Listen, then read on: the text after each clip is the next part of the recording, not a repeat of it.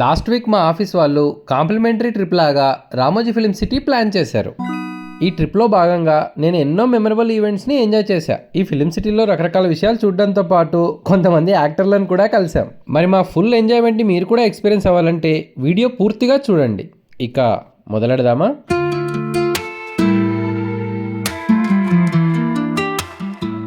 Weekend అవడంతో మాలాగే ఎన్నో groups Ramoji film city చూద్దామని వచ్చాయి. ఫస్ట్ గేట్ దగ్గర మా ప్యాకేజ్ బుక్ చేసిన మేనేజర్ చెప్పిన కోడ్ వర్డ్ చెప్పి లోపలికి ఎంటర్ అయ్యాం. ఎంట్రీలోనే రామోజీ ఫిలిం సిటీ అని పెద్ద బోర్డు కనిపిస్తే అందరం కెమెరాలు తీసి దాన్ని షూట్ చేసాం. రామోజీ ఫిలిం సిటీ ఎర్ర బస్సులు పక్క నుంచి రైమని వెళ్తుంటే మా కార్ విండోలోంచి కనిపిస్తున్న పక్కనున్న సెట్టింగ్లను చూస్తూ మా టూర్ మేనేజర్ బుక్ చేసిన హోటల్కి రైమని వెళ్ళాం. ఫిలిం సిటీలో తారా, సితారా అని రెండు పెద్ద పెద్ద హోటల్స్ ఉంటాయి. ఇప్పుడు మీరు చూస్తున్నది సితారా లగ్జరీ హోటల్. పెద్ద పెద్ద స్టార్లు, సినిమా హీరోలు ఇక్కడే స్టే చేస్తారంట. సితారా పక్కనున్న తారా హోటల్లో మా వాడు రూమ్ బుక్ చేశాడు. హోటల్ యొక్క గ్రాండ్నెస్ మాకు ఎంట్రీ నుంచే అర్థమైంది. మాతో పాటు వచ్చిన బ్యాచ్కు వాళ్ళు రూమ్స్ అలాట్ చేస్తుంటే నేను హోటల్లో ఉన్న మిగతా విశేషాలను నా కెమెరాలో రికార్డ్ చేయడం స్టార్ట్ చేశాను.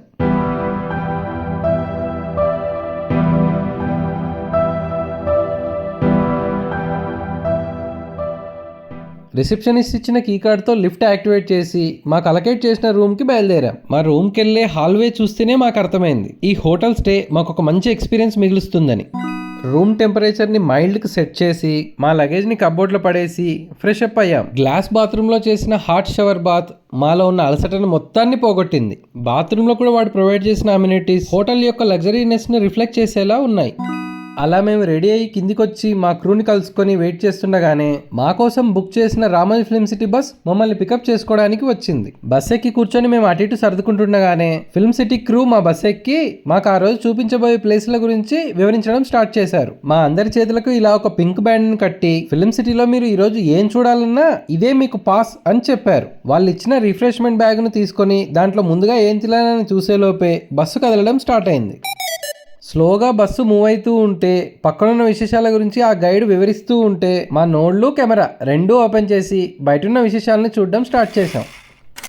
మొదటగా మేము చూసిన లొకేషన్ జోధా అక్బర్ కోట. జోధా అక్బర్ సినిమాలో మనం చూసిన కోట ఇదే అంట. దీన్ని ఇప్పుడు ప్రీ వెడ్డింగ్ షూట్లకు ఇంకా కొన్ని గ్రాండ్ ఫంక్షన్స్ నిర్వహించడానికి వాడుతున్నారంట. అక్కడ నుంచి కొంచెం దూరం వెళ్ళగానే RRRలో జెన్నీ ఫస్ట్ టైం ఎన్టీఆర్ని కలిసే సీన్ అదే అండి. టైర్ పంచర్ అయ్యే సీను తీసిన లొకేషన్కి మేము వెళ్ళాం. ఆ తర్వాత ఒక మేజర్ సాంగ్ షూటింగ్ లొకేషన్కి వెళ్ళాం. ఇక్కడ ప్రత్యేకత ఏంటంటే ఇక్కడున్న పూలు హీరోయిన్ డ్రెస్సుకు తగ్గట్టుగా తన కలర్ని మార్చుకునేలా సెట్ అయి ఉంటాయంట. నెక్స్ట్ ధూమ్ 2లో హృతిక్ రోషన్ స్టాచ్యూ సీన్ చేసిన లొకేషన్కి వెళ్ళాం. ఆ తర్వాత చంద్రముఖి ప్యాలెస్ని చూసాం. అప్పట్లోనే కొన్ని గ్రాఫిక్స్ వాడి ఫిల్మ్ సిటీ సెంటర్లో ఉన్న ఆ బిల్డింగ్ని ఊరవతలున్న రాజమహల్ లాగా చూయించారు. ఆ రాజమహల్కి కొంచెం దూరంలోనే చంద్రముఖి డ్యాన్స్ మాస్టర్ గుణశేఖర్ ఇల్లు కూడా మాకు కనిపించింది. తర్వాత కనిపించిన ఒక ముఖ్యమైన లొకేషన్ RRRలో ఎన్టీఆర్ గారి గ్యారేజ్. ఎన్టీఆర్ ఢిల్లీలో ఉన్నప్పుడు పనిచేసినట్టు చూపించిన గ్యారేజ్ ఇదే.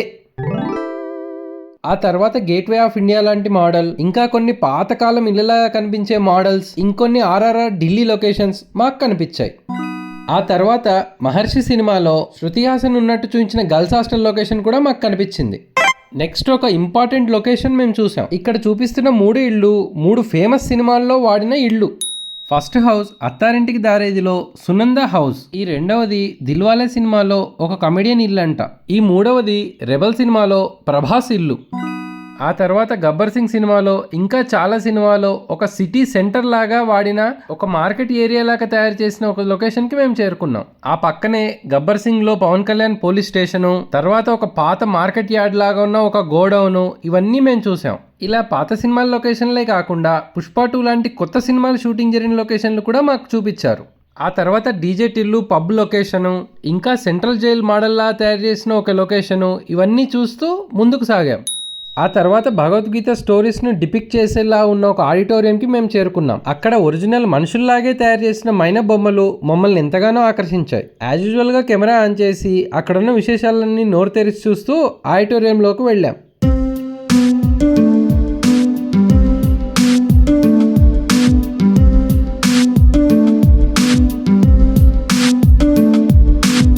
ఇంకా రాజు సభ జరుగుతున్నప్పుడు ఎలా ఉంటుందో అలాంటి ఒక సెట్లు, వాటికి తగ్గట్టుగానే బ్యాక్గ్రౌండ్ మ్యూజిక్, తర్వాత రాజు యొక్క ప్రవచనాలు ఇవన్నీ వేస్తూ ఉన్నారు. ఇక్కడ మేము గమనించిన సూపర్ విషయం ఏంటంటే నిజంగా సభలో కూర్చున్న వాళ్ళు తలలు అటు ఇటు తిప్పినట్టుగానే అక్కడున్న బొమ్మలు తలలు అటు ఇటు తిప్పుడు కనిపించాయి. అలా ఆడిటర్ నుంచి బయటికి రాగానే భాగవతం కేఫ్ అని పక్కనే ఒక కేఫ్ కనిపించింది. కేఫ్ నుంచి కొంచెం ముందుకు వెళ్ళగానే మాకు రైల్వే స్టేషన్ కనిపించింది. నిజమైన రైల్వే స్టేషన్ కాదు, ఉత్తుత్తి తిమ్మాపూర్ రైల్వే స్టేషన్.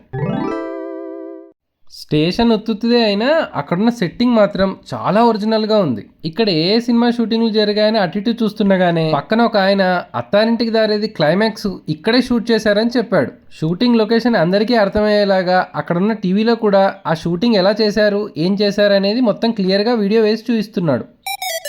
దారుణమైన క్రేజీ మోసాలు కదా ఇవన్నీ. ఇలా మోస్ట్ రియలిస్టిక్గా ఉన్న ఈ రైల్వే స్టేషన్ దాటి కొంచెం ముందుకు వెళ్ళగానే మావాడు మళ్ళీ బస్ ఎక్కించుకొని అసలు సిసలైన లొకేషన్కి తీసుకెళ్ళాడు. అదే ప్రపంచం మొత్తం మన భారతదేశం వైపు ఒకసారి తిరిగి చూసేలా చేసిన మన రాజమౌళి సృష్టి బాహుబలి సెట్ దగ్గరికి వెళ్ళాం. అక్కడ మేము చూసిన అద్భుతమైన విషయాలన్నింటినీ మీ దగ్గర షేర్ చేసుకోవాలంటే ఈ ఒక్క వీడియోలో సరిపోదు. అందుకే ఓన్లీ బాహుబలి సెట్ మీద పార్ట్ 2 వీడియో చేయబోతున్నా. మరి మా ఛానల్ ఆల్రెడీ సబ్స్క్రైబ్ చేయని వాళ్ళుంటే సబ్స్క్రైబ్ చేసుకోండి. Will meet you in the next video. Bye.